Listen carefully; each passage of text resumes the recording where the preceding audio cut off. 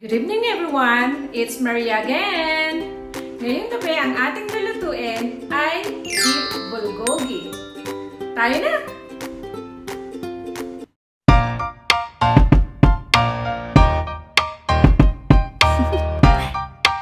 Do you wanna know? So ang ating mga ingredients sa pagmamarinate ng beef ay sugar, soy sauce, garlic, leeks, blenderized kiwi, sesame oil, and black pepper.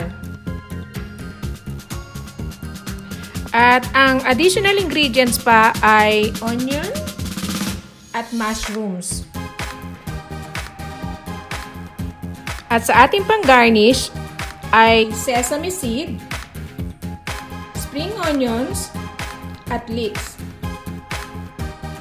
At syempre, ang 200 grams beef. Ayan, so i-whisk na natin ang mga ingredients para mag-mix sila at ilalagay natin ang beef after. And then, mamarinate siya ng mga 1 to 2 hours.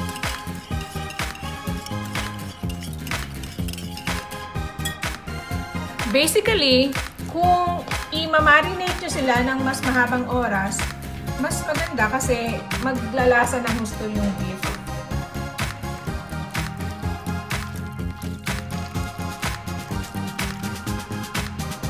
O, ilalagay na natin ang mushroom.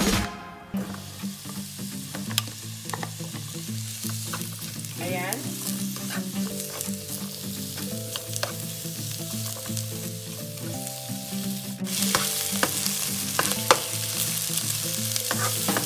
At ilagay na rin ang sibuyas.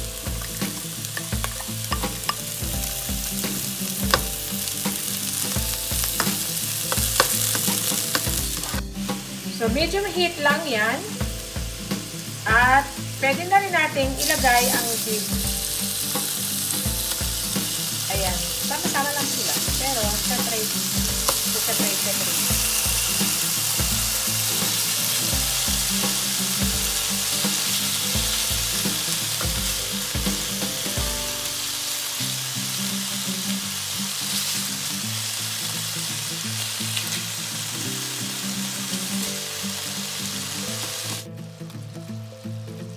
Ayan.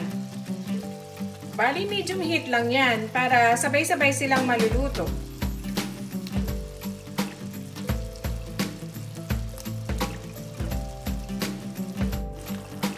Ayan, naluluto na sila.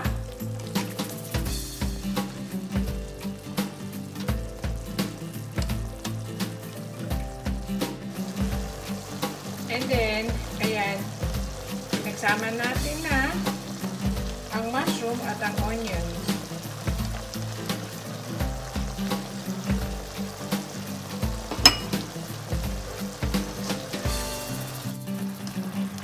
Ayan. Pwede na yan. Luto na yan. Ayan. Naluluto na siya. Almost done na. At pwede na siyang hanguin.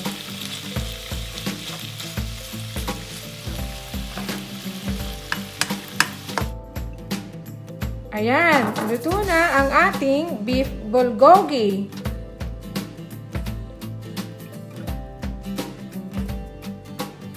Kain tayo!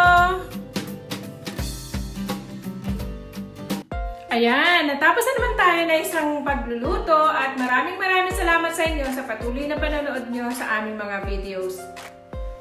Maraming salamat. At huwag kalilimutang magdasal bago matulog at sa paggising, kailangan nagpapasalamat din tayo.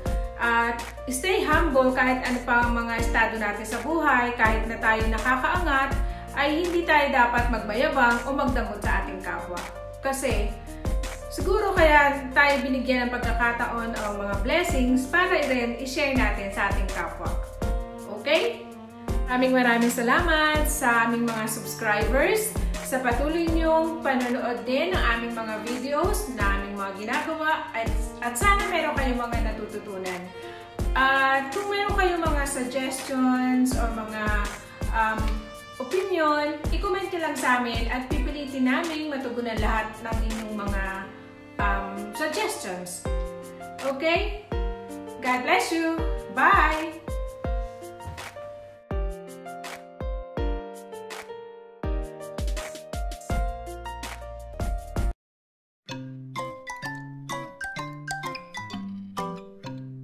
Sa mga aking mga subscribers na sa pag-press ng button at pag-subscribe sa akin. Ayan, natapos naman tayo ng pagluluto. Maraming salamat sa patuloy na pagsama sa amin. Palagi niyong tatandaan na magdasal bago matulog at sa paggising sa umaga.